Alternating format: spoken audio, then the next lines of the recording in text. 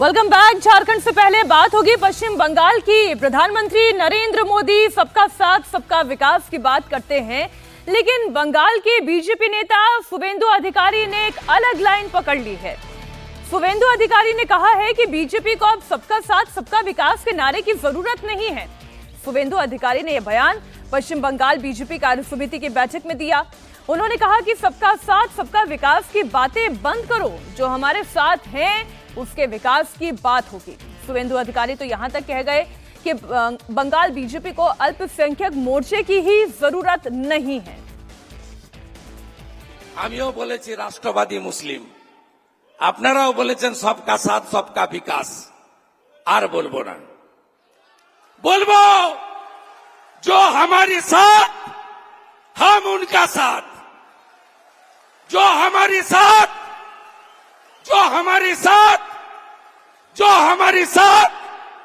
हम उनका साथ। सबका साथ सबका विकास बंद करो। नो नीड संख्यालघु मोर्चा। ভালো থাকুন। जय श्री राम। शुवेंदु अधिकारी बहुत ज्यादा एग्रेसिव दिखाई दे रहे थे। उन्होंने कहा कि हमें अल्पसंख्यक मोर्चे की जरूरत नहीं है, जो हमारे साथ नहीं, हमें उनकी बात करने की जरूरत नहीं है। वो सीधा सीधा हर्षवर्धन जी ये कह रहे हैं, जो हमें वोट देता है उसकी बात करो, जो हमें वोट ही नहीं देता उसके विकास की बात क्या करते हैं। नरेंद्र मोदी की लाइन से अलग लाइन पकड़ ली है शुवेंदु अधिकारी ने। देखिए, मुझे लगता है कि भारतीय जनता पार्टी का ये जो द्वंद्व है, जो राष्ट्रव्यापी हो गया है, अब ये समझना पड़ेगा। नरेंद्र मोदी देश के प्रधानमंत्री हैं और जब वो सबका साथ सबका विकास सबका विश्वास की बात करते हैं तो यही स्टेटेड लाइन होनी चाहिए किसी भी सरकार की, वो चाहे मोदी सरकार हो या कोई भी सरकार हो। और एक बात मैं बार बार कहता हूं, उसको फिर से दोहरा रहा हूं, अगर भाजपा के लोग समझ पाए तो समझे कि भारतीय जनता पार्टी को हिंदुत्व की राजनीति करने की जरूरत है। भारतीय जनता पार्टी को भारत की राजनीति करने की जरूरत है। भारतीय जनता पार्टी को राष्ट्रीय विमर्श खड़ा करने की जरूरत है, लेकिन हिंदू मुसलमान का पैरेलल खड़ा करने की जरूरत नहीं। वो उसको नुकसान कर रहा है।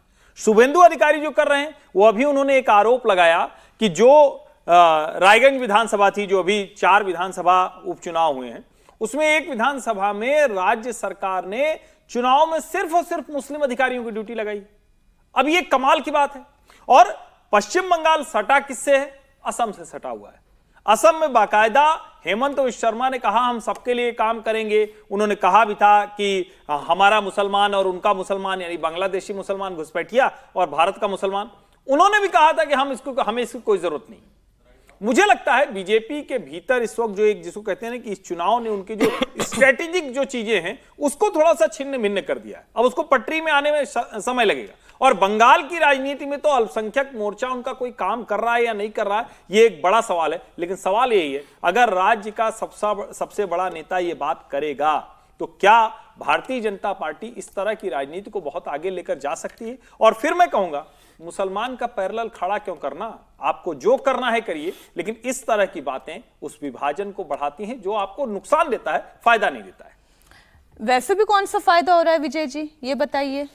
नहीं, ये जो महत्वपूर्ण प्रश्न है, क्योंकि सर मैं एक छोटी सी बात इसलिए कह रही हूं, कोई विकास हो रहा है तो वो सबके लिए बराबर हो रहा है, और जब सबके साथ की बात हो ही रही है तो सबका विकास भी साथ ही साथ हो रहा है। इसको अलग से आप बोल के क्यों अपने पांव पे कुल्हाड़ी मारना?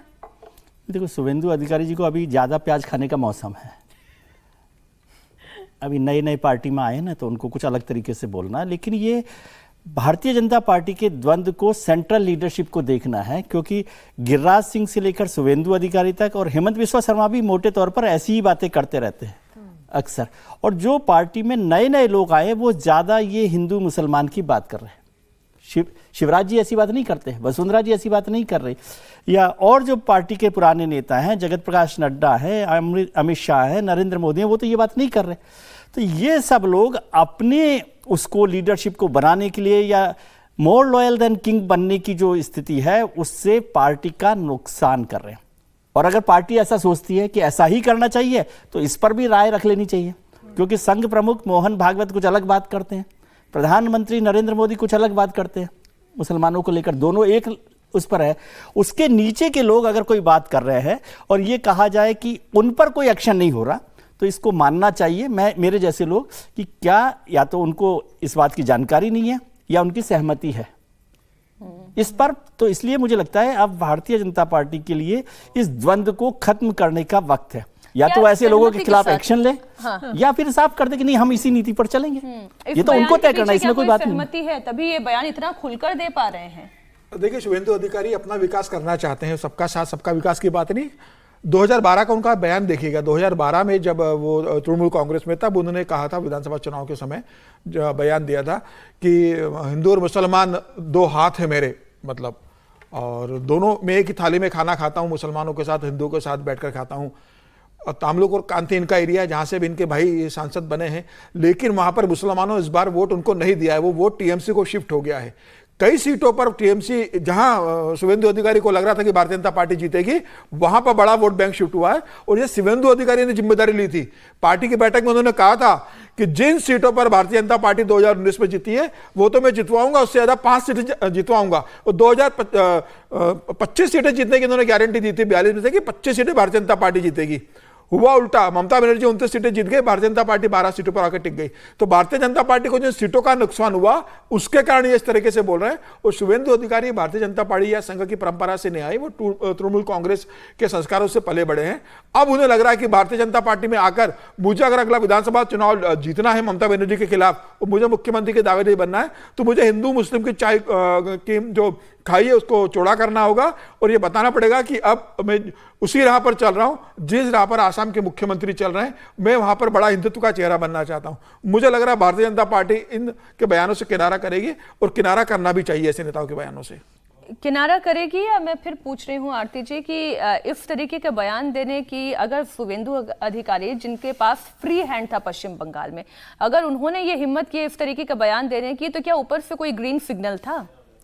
देखिए, मुझे नहीं लगता है कि ऊपर से ग्रीन सिग्नल है या रेड सिग्नल है। कोई सिग्नल नहीं है, इसलिए कोई भी कुछ भी बोल रहा है इस वक्त। इनफैक्ट उनका जो ये बयान है कि जो हमारे साथ हम उनके साथ, तो इनके साथ तो कई सारे लोग नहीं हैं। कई सारे दलितों ने यूपी में वोट नहीं दिया, कई सारे सिखों ने वोट नहीं दिया, कई सारे अलग अलग कास्ट ग्रुप्स के जो है वोट नहीं दिया। तो क्या बीजेपी की लीडरशिप जो है उन सबको छोड़ देगी, उन सबका विकास छोड़ देगी? मुझे नहीं लगता है कि पार्टी लीडरशिप और यहाँ संघ की जो लीडरशिप है वो इस विचारधारा का समर्थन करती है। इनफैक्ट बिल्कुल ऑपोजिट डायरेक्शन में हमने सुना। भागवत जी ने भी जो स्टेटमेंट्स दिए हैं, प्राइम मिनिस्टर ने खुद इतने स्टेटमेंट दिए, होम मिनिस्टर ने स्टेटमेंट दिए, और समीर जी ने बिल्कुल सही कहा। जितने भी पुराने लीडर देखिए, राजनाथ सिंह जी को देख लीजिए, शिवराज सिंह चौहान को देख लीजिए, कभी भी हमने उनके मुंह से ऐसी कोई बात नहीं सुनी कि जहाँ पे वो जो वोटर उनका नहीं है, वो मुसलमान हो, वो सिख हो, वो ईसाई हो, अगर वोट नहीं दिया तो ये कभी किसी ने नहीं कहा कि भाई ये इनके लिए हम कोई काम नहीं करेंगे, इनका विकास नहीं हुआ। ये जो पोलराइजेशन की जो राजनीति शुभेंदु अधिकारी और कई सारे नेता जो बाहर से आके बीजेपी में घुस गए हैं और अपना करियर बनाया है, जिन्होंने नहीं है मैडम, घुसाए गए हैं, एकदम थाली सजा के बुलाया गया है, आरती उतारी गई है। बिल्कुल बिल्कुल ठीक है, बिल्कुल ठीक। लेकिन मुझे लगता है कि इस वक्त और आने वाले समय में भी मैं बहुत एम्फेटिकली और बहुत कॉन्फिडेंस के साथ आपको ये कह रही हूँ, बीजेपी के अपने सर्वाइवल के लिए या किसी भी पार्टी के सर्वाइवल के लिए भारत में ऐसी भाषा जो है इस्तेमाल करने से उनका नुकसान ही होगा, ना कि कोई उनका बहुत अच्छा परफॉर्मेंस दिखेगा किसी भी इलेक्शन में। नहीं, और रणनीतिक तौर पर भी जिसके लिए आप काम कर रहे हैं उसको पता चल जाएगा।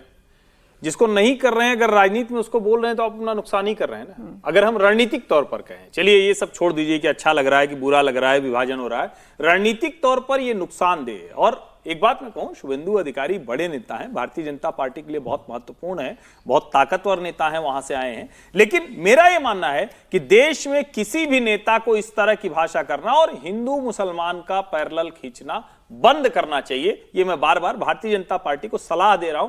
समझ लेंगे तो अच्छा है, नहीं तो उन्हीं के लिए नुकसान। देखिए, एक एक्सक्यूज जो हम लोग दे रहे हैं, जो मैंने भी दिया, आरती जी ने भी कहा कि भारतीय जनता पार्टी में बाहर से जो लोग आए हैं वो ये सब कर रहे हैं, जिनको अभी ज्यादा प्याज खाने का मौसम है क्योंकि उनको लॉयल्टी फिक्स करनी है। लेकिन गिरिराज सिंह जी भी हैं, एक बड़े नेता हैं शायद पार्टी के, और केंद्र में मंत्री हैं, कोई एक्शन हुआ है? ये जितनी बार बोलते उससे ज्यादा बार बयान देते हैं। कोई एक्शन नहीं होगा, एक तो कॉल एक्शन चला नहीं होगा, उसको जाएगा, आप बुला लिया जाएगा, ग्रीन बता दिया सिग्नल ना जाएगा। कहें, लेकिन हाँ। उनको रोकने के लिए कोई आदेश हुआ है? लेकिन इस तरीके की बात कह के मैं ये कहती हूँ कि क्या कोई राजनीतिक लाभ बंगाल में मिल जाएगा? कहीं नहीं मिलेगा, कहीं नहीं लाभ मिलने वाला है, क्योंकि मुस्लिम्स जो है वो और आपसे एलिनेट होंगे, और हिंदू जो है मोटे तौर पर इस तरह से आपको वोट नहीं दे रहा। यदि अच्छा, ऐसा ही हिंदुओं को होता, भी ये बात पसंद इतना नहीं हिंदू आती। मुसल हाँ, हिंदुओं को नहीं पसंद आती मोटे तौर पर, ऐसा होता तो फिर भारतीय जनता पार्टी 240 पर क्यों आ जाती? ये बताइए ना मुझे। उत्तर प्रदेश में तो आपने यही सब किया था, अब 33 पर आगे 62 से। ये इसलिए विभाजन हिंदुओं वाली को मत बात शामिल कीजिए इसमें कि हिंदू ये पसंद कर रहा है। पार्टी को भी ये समझने की जरूरत है कि हिंदू ऐसा पसंद नहीं करता। बात झारखंड की भी कर लेते हैं। झारखंड जहां हेमंत बिस्वा शर्मा प्रभारी के तौर पर पहुंचे हैं, बंगाल से सटे हुए झारखंड में बीजेपी का भी चुनावी मंथन चल रहा है और प्रभारियों की लगातार बैठक हो रही है। 14 जुलाई को शिवराज सिंह चौहान राज्य आए थे, तो अभी असम के सीएम हेमंत बिस्वा शर्मा झारखंड के दौरे पर हैं। हेमंता ने बीजेपी कार्यकर्ताओं को जीत का मंत्र दिया, झारखंड बीजेपी में गुटबाजी से इनकार किया, साथ ही भविष्यवाणी कर दी कि राज्य में फिर बीजेपी की सरकार की वापसी होने जा रही है। सरकार बनाना है भाई झारखंड में। झारखंड में बढ़िया से बीजेपी का सरकार बनाना है। ये जो राज चल रहा है ना, इसका जगह में बीजेपी का डबल इंजन सरकार आना है। क्या फीडबैक मिल रहा है जनता? अच्छा है, जीत जाएगा, बहुत अच्छा। आपके आने के बाद से कितने कार्यकर्ता एक्टिव हुए, रिचार्ज हुए? देखिए, मैं कोई रिसर्च नहीं कर रहा हूँ, यहाँ से तो मैं रिसर्च होने आया हूँ। लोकसभा में इतना बढ़िया रिजल्ट किया है, तो इसीलिए यहाँ आने से, झारखंड आने से मैं थोड़ा खुद रिसर्च हो जाता हूँ, तो इसीलिए मैं यहाँ आता हूँ। लोगों का क्या देख रहे हैं फेस वैल्यू? आपको देख के लगता है बीजेपी आ जाएगा? जितने खुश हेमंत बिस्वा शर्मा दिखाई दे रहे थे, क्या वाकई में उतने खुश अंदर से हैं? ऐसा तो नहीं, किसी चिंता को छिपाने के लिए चेहरे पर एक मुस्कुराहट उन्होंने ओढ़ रखी थी। ये सवाल इसलिए पूछे जा रहे हैं क्योंकि समीर जी, झारखंड से भी तो खबरें ऐसी ही है, चुनावी मंथन है, इलेक्शन कौन जीतेगा, कहीं यहाँ पे तो कोई गुटबाजी नहीं। देखिए, निश्चित रूप से जहाँ से आते हैं हेमंत बिस्वा शर्मा, वहाँ तो पहले सर्बानंद सोनोवाल मुख्यमंत्री हुआ करते थे। जब ये कांग्रेस से बीजेपी में आए थे, उस समय ये उनके अंडर काम करते थे। तो उस समय हेमंत बिस्वा शर्मा और सर्बानंद सोनोवाल का गुट कितना चला और बाद में किस तरीके से वहाँ ये मुख्यमंत्री बने। सर्बानंद सोनोवाल को दिल्ली लाया गया उस गुटबाजी को खत्म करने के लिए। अब मुझे लग रहा है कि झारखंड के प्रभारी दोनों अच्छे नेताओं को बनाया गया। एक शिवराज सिंह चौहान है जो पिछड़े से आते हैं, संगठन के बड़े कार्यकर्ता रहे, मध्य प्रदेश के बड़े मुख्यमंत्री, लंबे समय तक मुख्यमंत्री रहे हैं। पार्टी के अंदर एक स्वीकार्य चेहरा, सबको साथ लेकर चलने वाली उनकी खूबसूरती है सरकार और संगठन को। तो झारखंड के अंदर संगठन को शिवराज सिंह चौहान के जाने से जरूर मदद मिलेगी। हेमंत बिस्वा शर्मा झारखंड की राजनीति में कितना कॉन्ट्रीब्यूट करेंगे ये उनके संगठन में निर्भर करेगा, लेकिन झारखंड इतना आसान राज्य नहीं रहने वाला है। आप देखिए जिस तरीके से लोकसभा के परिणाम आए, आप 5 की 5 आरक्षित सीटें हार जाते हो और ऊपर से आप अगर मधु कोड़ा की पत्नी को अगर आप लेकर आओगे, जिसके ऊपर इतने दाग है, आप शिबू सोरेन की भाभी सीता सोरेन को लेकर आओगे, वो चुनाव हार जाती है। अगर आप ये मान के चल रहे हो कि दूसरे दलों के नेताओं को लाकर आप विधानसभा चुनाव जीतने की कोशिश कर रहे हो, और जो बाबूलाल मरांडी और अर्जुन मुंडा के बीच वहां पर जो रस्साकशी चल रही है सत्ता की कि अगला मुख्यमंत्री कौन होगा, हालांकि अर्जुन मुंडा चुनाव हार गए खूंटी से, बाबूलाल मरांडी को राहत मिली इस बात के लिए कि अब मैं थोड़ा आगे हूं मुख्यमंत्री के रूप में। वहां जिस तरीके की राजनीति है, अभी आदिवासी, अब हेमंत सोरेन बाहर आ गए, हेमंत सोरेन मुख्यमंत्री बन गए, अभी प्रधानमंत्री से मिलकर गए कुछ दिन पहले। अब क्या बातचीत हुई होगी दोनों के बीच में, यह बड़ा इंटरेस्टिंग रहा होगा। प्रधानमंत्री ने पूछा होगा उनसे कि क्या हाल चाल है आपके, कैसे करोगे। मुझे ऐसा लगता है कि अब जो आदिवासी अस्मिता की लड़ाई वहां पर हेमंत सोरेन ने शुरू कर दी है कि एक आदिवासी को दबाने के लिए हटाया गया था, तो अब वहां पर भारतीय जनता पार्टी ये कैसे बताने की कोशिश करेगी कि ईडी ने जो कार्रवाई की थी वह कार्रवाई सही थी, आदिवासी के खिलाफ यह कार्रवाई नहीं थी, एक भ्रष्ट मुख्यमंत्री के खिलाफ कार्रवाई की गई थी। अगर भारतीय जनता पार्टी जमीन स्तर पर सेंटिमेंट देने में कामयाब हो जाती है तो भारतीय जनता पार्टी के लिए फायदा होगा। अगर हेमंत सोरेन अपना जो एजेंडा है, जो अपनी बात है कि एक आदिवासी को मुख्यमंत्री को हटाने के लिए किया गया था, और भारतीय जनता पार्टी ने इसके पहले रघुवर दास को मुख्यमंत्री बना दिया था, एक गैर आदिवासी को, उसका खामियाजा भारतीय जनता पार्टी को वहां उठाना पड़ा था। हालांकि बाद में रघुवर दास को पार्टी ने प्रदेश की राजनीति से बाहर करके उड़ीसा का राज्यपाल बना दिया है। लेकिन मुझे लगता है कि भारतीय जनता पार्टी के लिए बड़ी चुनौती है वहां पर। अब कैसे वहां भारतीय जनता पार्टी देखेगी, देखने वाली बात होगी। ये आदिवासी आदिवासी और पिछड़े समाज की भी बात है कि ये किनके साथ खड़े हुए नजर आ रहे हैं। नतीजे तो ये बताते हैं कि इस वक्त ये सोरेन के साथ हैं। अब ये जोड़ी शिवराज और हिमंता की जोड़ी क्या इन्हें वापस बीजेपी की तरफ ला पाएगी? बहुत मुश्किल है। झारखंड जो स्टेट है वहाँ पर अभी इलेक्शन में भारतीय जनता पार्टी के लिए बड़ी दिक्कत है और हेमंत सोरेन साहब के बाहर आ जाने से आदिवासी का जो वोट है उसको ताकत भी मिलेगी, उनको एकजुट करने की भी बात होगी। और ये जो एजेंडा है कि भ्रष्ट मुख्यमंत्री थे वो तो साफ हो गया। यदि वहाँ के हाईकोर्ट का फैसला सुनेंगे जिस पर ईडी पर जिस तरह का रिमार्क किया उससे तो साफ ही हो गया कि वो पॉलिटिकल वेंडेटा का मसला था। लेकिन वो तो अलग तरीके से होता है। लेकिन हेमंत सोरेन इस बात को पुख्ता करने की कोशिश में लगे हुए हैं आदिवासियों में कि भाई उनके साथ इस तरह की पॉलिटिक्स की गई। झारखंड में दो बड़े नेता अर्जुन मुंडा और मरांडी साहब वहाँ पर हैं।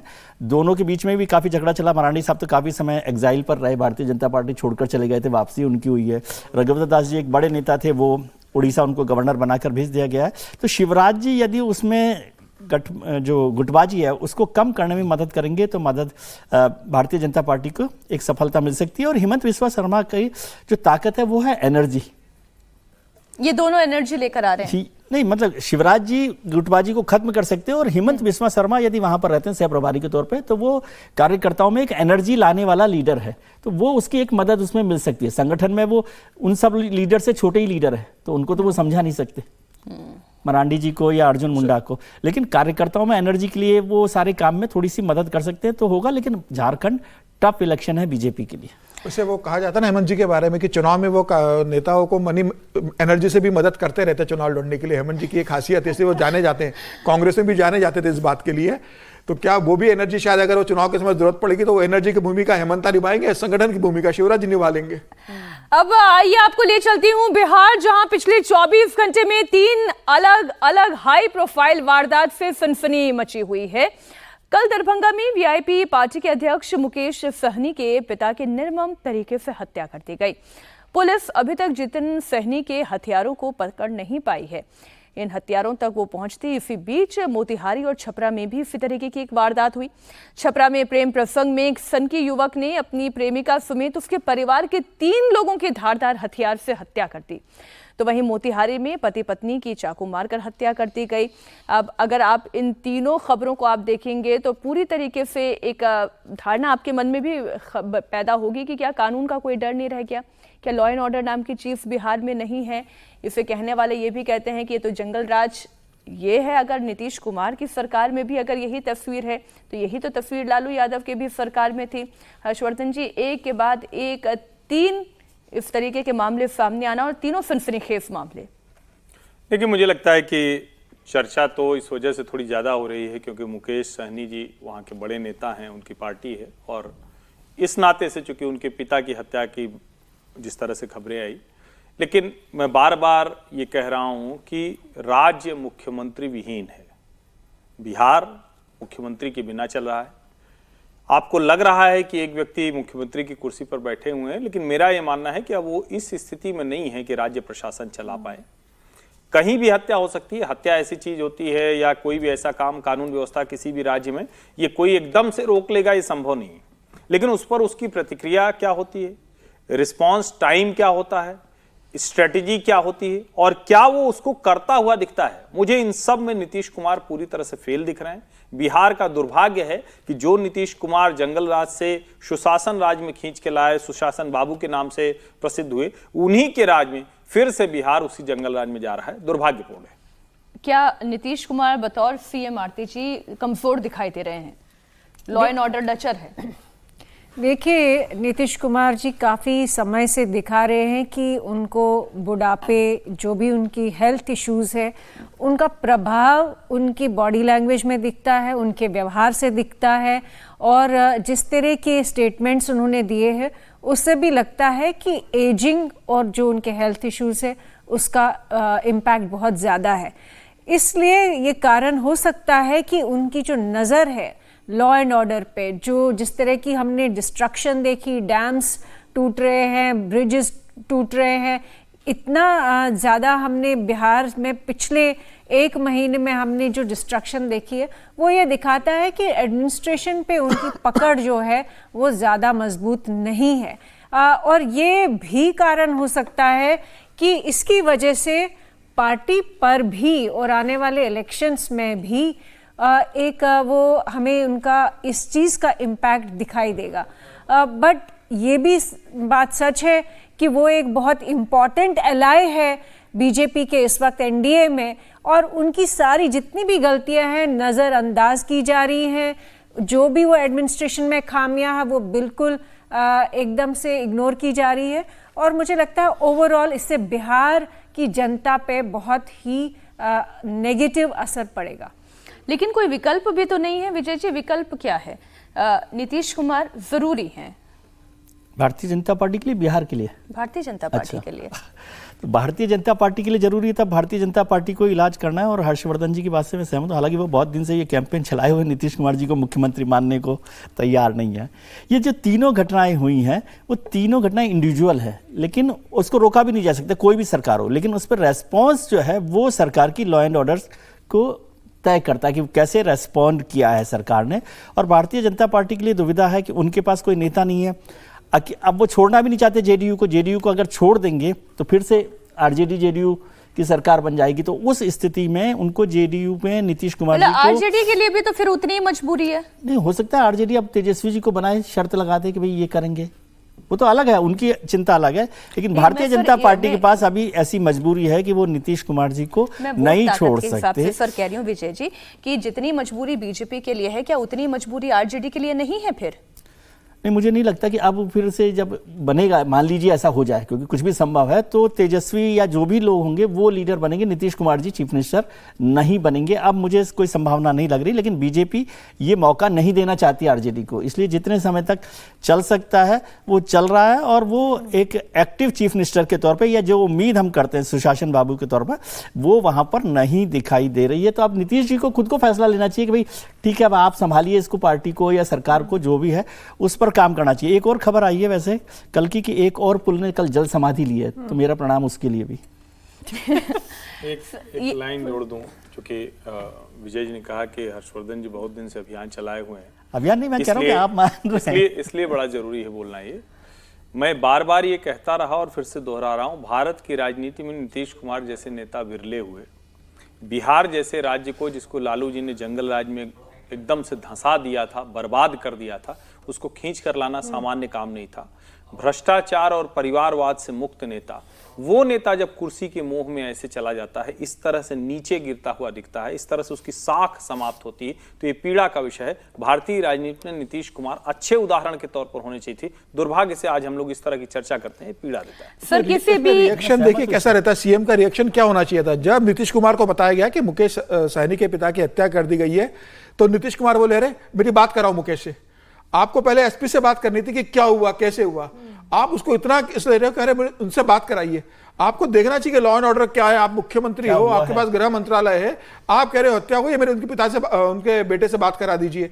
तो ये जिस तरीके से वही जिस तरीके से उनका रिएक्शन आ रहा है मुख्यमंत्री का, मुझे लग रहा है ये बहुत गलत है। और जिस तरह अगर लंबे समय तक मुख्यमंत्री रहेंगे तो मुझे लगता नहीं कि 2025 के विधानसभा चुनाव में वो भारतीय जनता पार्टी के लिए कोई एड ऑन करेंगे। ठीक है, केंद्र सरकार उनके भरोसे चल रही है, लेकिन बिहार में जरूर भारतीय जनता पार्टी को सत्ता से बाहर करने में बड़ी भूमिका निभाएंगे। ठीक है, जो बात हर्षवर्धन जी ने कही थी उसी को थोड़ा सा एक एक्सटेंशन के साथ मैं कहना चाहती हूँ कि किसी भी बीमारी को ठीक करने के लिए दवा की जरूरत होती है, तो दवा के तौर पर नीतीश कुमार ने काम किया, लेकिन एक दवा की भी एक्सपायरी डेट होती है। जब वो एक्सपायरी डेट आ जाती है तो उस दवा को भी शेल्फ से निकालकर हटा दिया जाता है।